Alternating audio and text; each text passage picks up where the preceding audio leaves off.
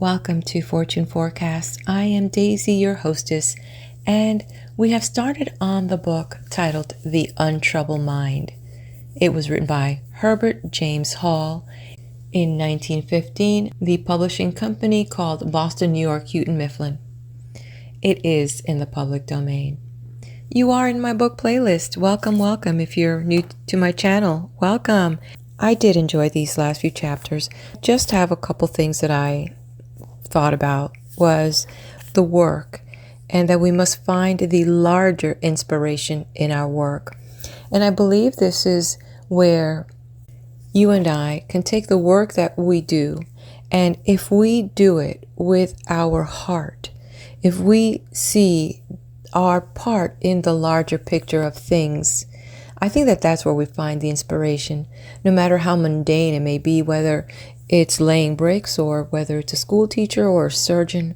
But if we can actually find that larger inspiration, the larger part of it, I think that's also what is called living a larger life. When we can see ourselves as part of the whole and not just this one selfish little life, we can actually begin to live a big life.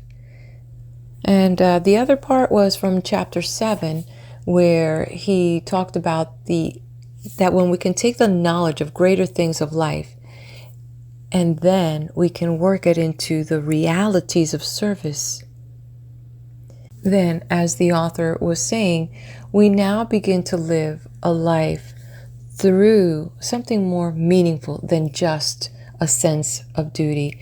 We begin to find the inspiration. We begin to be better because we're giving of ourselves for the service of giving.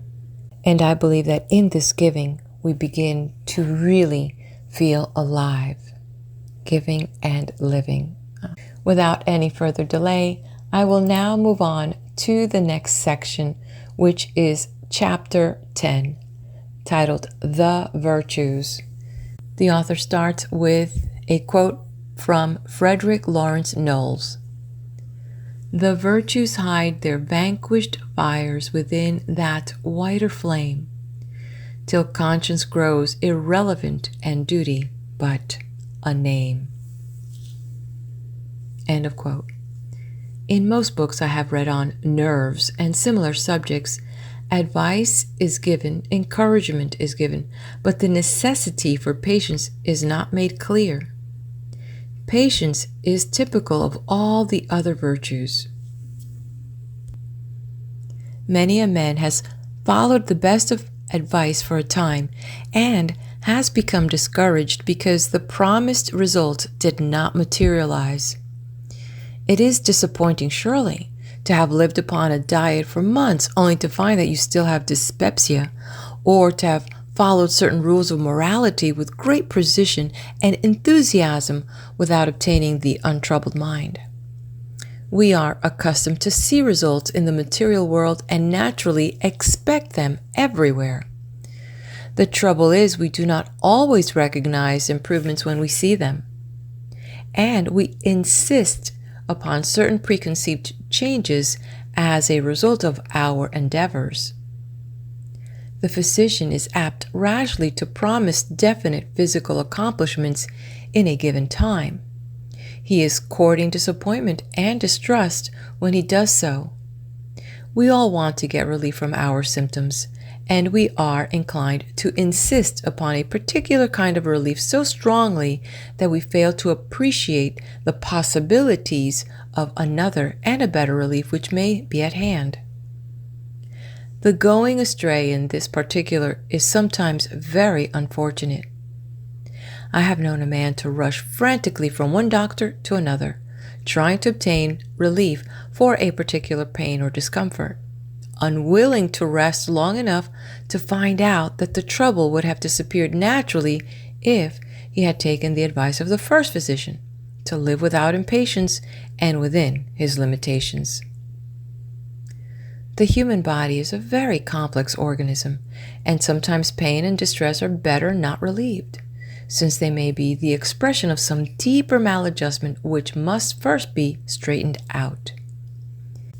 This is also true of the mind. in which the unhappy proddings of conscience had better not be cured by anodynes or by evasion unless we are prepared to go deeply enough to make them disappear spontaneously. We must sometimes insist upon patience, though it should exist as a matter of course, patience with ourselves and with others. The physician who demands and secures the greatest degree of patience from his clients is the most successful practitioner, for no life can go on successfully without patience. If patience can be spontaneous, the natural result of a broadening outlook, then it will be permanent and serviceable. The other kind that exists by extreme effort may do for a while, but it is a poor makeshift. I always feel like apologizing when I ask a man or a woman to be tolerant or charitable or generous, or for that matter, to practice any of the ordinary virtues. Sound living should spring unbidden from the very joy of life. It should need no justification and certainly no urging. But unfortunately, as the world now stands, there are men and groups of men who do not see the light. There is a wide contagion of selfishness and short-sightedness among the well-to-do, and a necessary federation of protection and selfishness among the poor. The practical needs of life, artificial as they are among the rich and terribly insistent as they are among the poor, blind us to larger considerations. If all matters of welfare, public or private, could be treated unselfishly, how quickly we should be rid of some of the great evils that afflict the race. I am inclined to think that much of the goodness of people does come in that way, unconsciously, naturally, as the light flows from the sun. Yet I suppose that in our present order, and until through the years the better time arrives, we must very often ask ourselves and others to be good and to be charitable, just because it is right, or worse still, because it is good policy. A man grows better, more human, more intelligent as he practices the virtues. He is safer, no doubt, and the world is better. It is even true that, by the constant practice of virtues, he may come finally to espouse goodness and become thoroughly good. That is the hopeful thing about it, and the reason why we may consistently ask or demand the routine practice of the virtues. But let us hold up all the time in our teaching and in our lives the other course, the development of the inspiration that includes all virtues and that makes all our way easy and plain in a world where confusion reigns, because men are going at the problem of right living the wrong way around. The practice of good living will never be easy in its details, but if it is sure in its inspiration, there will be no question of the final triumph. We shall have to fight blindly sometimes, and with all the strength and persistence of animals at bay. We shall fail sometimes too, and that is not always the worst thing that can happen. It is the glory of life that we shall slowly triumph over ourselves and the world. It is the glory of life that out of sore trouble, in the midst of poverty and human injustice, may rise, spontaneous and serene, the spirit of self-sacrifice, the unconquerable spirit of service that does not question, that expresses the divine tenderness in terms of human love.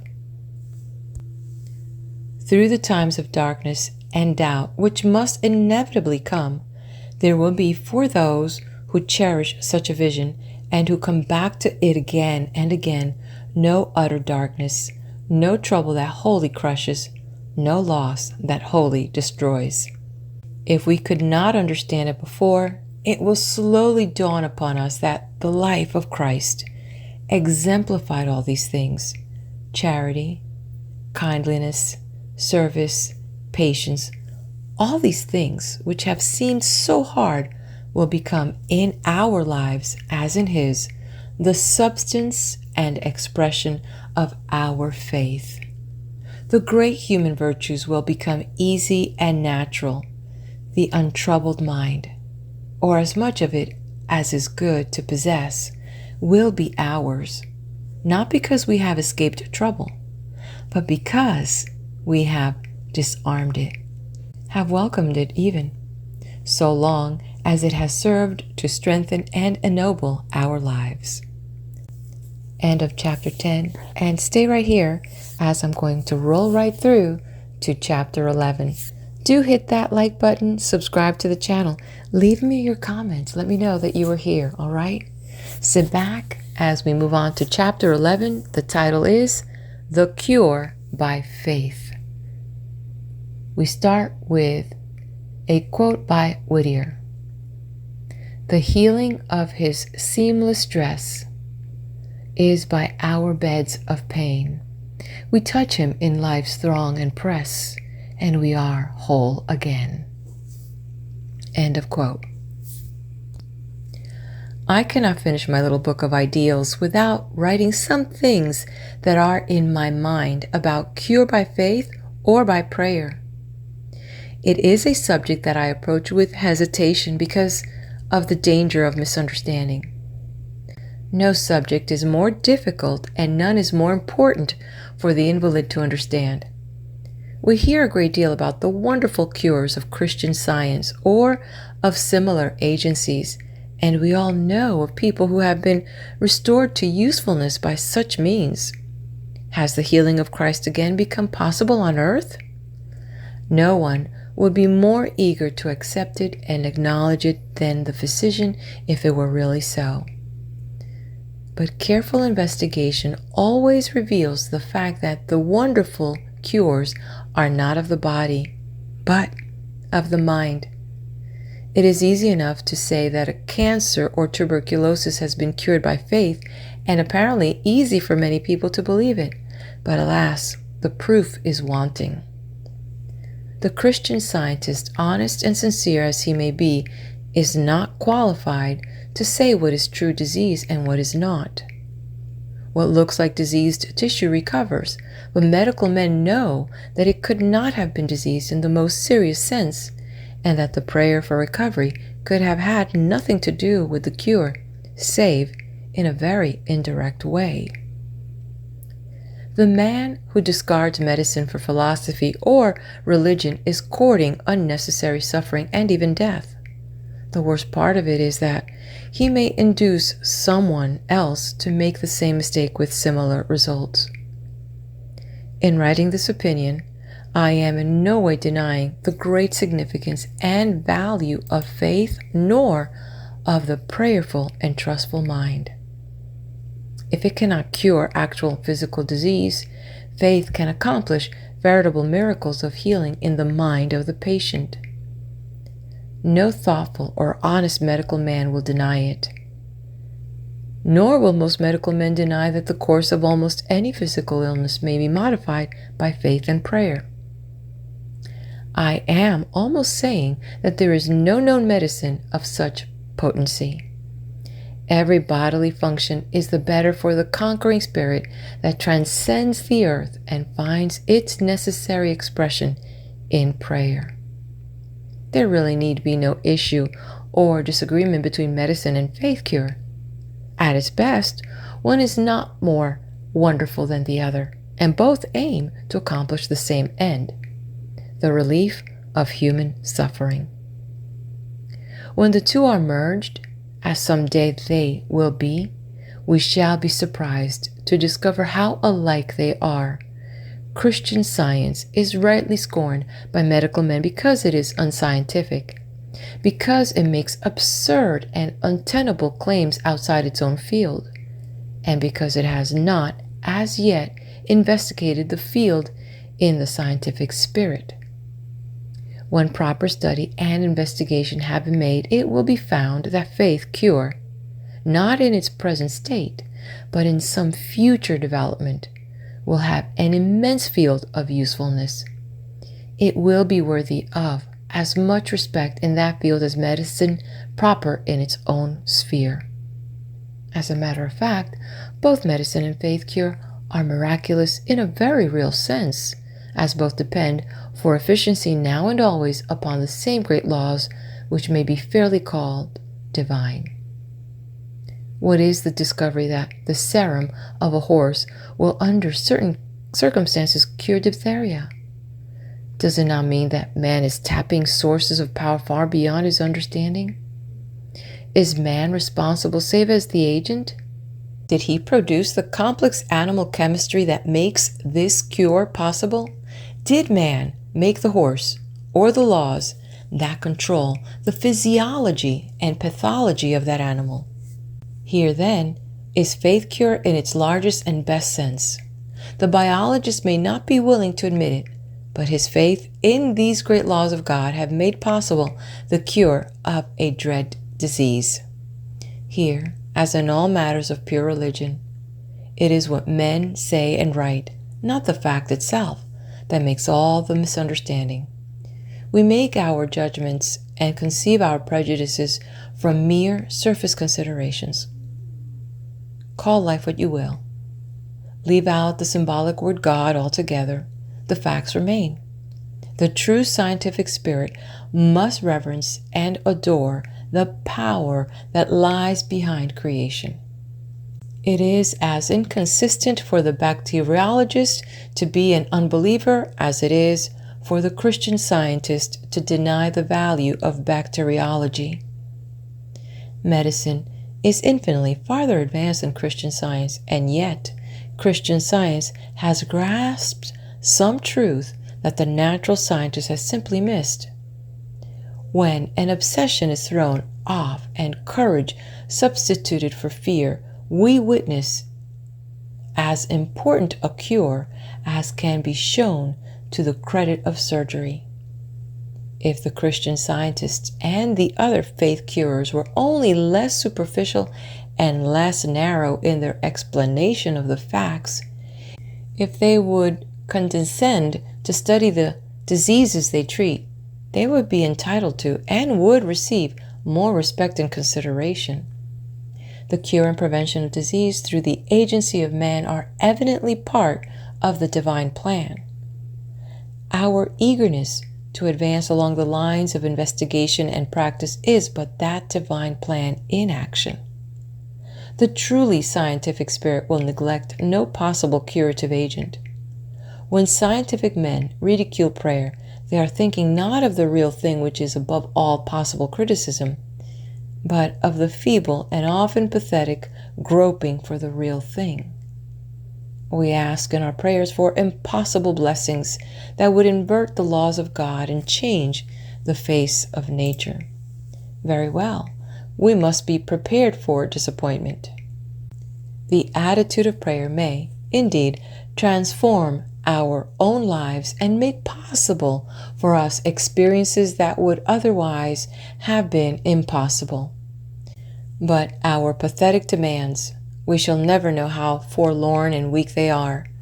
Prayer is the opening of the heart to the being we call God. It is most natural and reasonable. If we pray in our weakness and blindness for what we may not have, there is, nevertheless, a wonderful recreative effect within us. The comfort and peace of such communion is beyond all else healing and restoring in its influence upon the troubled and anxious mind of man. The poet or the scientist who bows in adoration before the glory of God revealed in nature prays in effect to that God, and his soul is refreshed and renewed. The poor wretch who stands blindfolded before the firing squad, waiting the word that ends the life of a military spy, is near enough to God, and the whispered prayer upon his lips is cure for the wounds that take his life. The best kind of prayer seeks not and asks not for physical relief or benefit, but opens the heart to its maker, and so receives the cure of peace that is a greater miracle than any yet wrought by man. under the influence of that cure, the sick are well and the dead are alive again.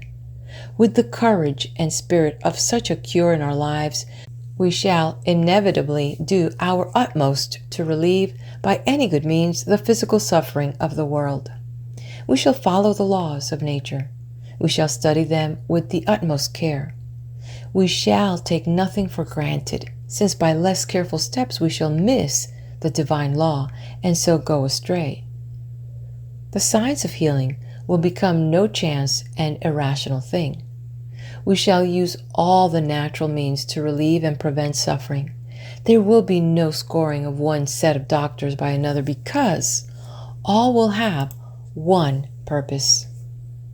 But more to the point than that, men will discover that health in its largest sense consists in living devout and prayerful lives, whereunto shall be revealed in good time all that our finite minds can know and use. There will be no suffering of the body in the old and pitiful sense, for we shall be so much alive that disease and death can no longer claim us. The end of chapter 11 and the end of the reading of the book titled The Untroubled Mind by Dr. Herbert James Hall. And I wish you and for myself no troubled mind, that we may be free and that we may access this infinite wisdom and gain the peace and love and happiness that we so much know is there for us. All right, my friend. Well, thank you for joining me. Please leave me your comment, hit that like button, and till we meet again on another video.